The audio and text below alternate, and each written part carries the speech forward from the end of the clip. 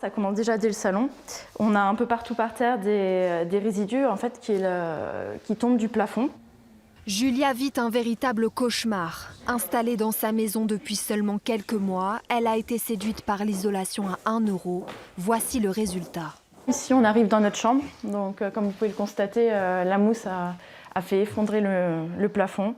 Il y en a vraiment partout, sur le lit de la petite, sur notre lit. Après l'isolation, il y avait une forte odeur, mais ils nous ont dit surtout ne vous inquiétez pas, c'est normal, aéré, donc c'est ce qu'on a fait. Ça continuait de sentir, on commençait à être pas très bien, mais bon, on s'est dit c'est normal. Et en fait, ce qui s'est passé, c'est que le samedi, on a fermé toute la maison parce qu'on n'était pas sur place. Et le soir, quand on est rentré, on a eu les yeux qui brûlaient, la gorge, tout. On a été brûlés, les poumons. Et du coup, là, on s'est dit, il se passe quelque chose. Et le lendemain, donc du coup, comme les symptômes faisaient que s'aggraver, on s'est fait hospitaliser. Donc mon conjoint, ma petite de 4 mois et demi et moi-même.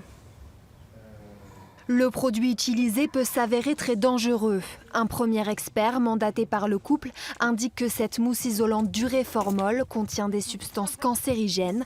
Les propriétaires ont quitté leur maison et pour l'instant ne parviennent pas à dialoguer avec le maître d'œuvre Éco-Isolation. Ils sont en demande de toutes les solutions possibles. D'ailleurs, ils se sont rapprochés des différents services de l'État pour pouvoir être aidés. Aujourd'hui, ils ne peuvent plus travailler, ils n'ont plus de maison. Donc forcément, si on leur avait proposé une solution, vous pouvez être certaine qu'ils s'en seraient emparés. De son côté, l'entreprise Héroltais se défend. Nous avons sous-traité ce chantier via la société EMFlex qui met en place et vend le produit de la mousse isolante. Et si le produit est cancérigène, de toute façon c'est le fournisseur qui a mis en place ce produit et qui le distribue qui sera le responsable. La réalité est plus complexe. Le contrat de sous-traitance est en fait établi avec la société EIRL de Jordan Azaro, le directeur d'Éco-Isolation. À notre micro, ce dernier assure vouloir trouver une solution rapidement. Le couple a quant à lui d'ores et déjà déposé une plainte auprès du procureur de la République de Béziers.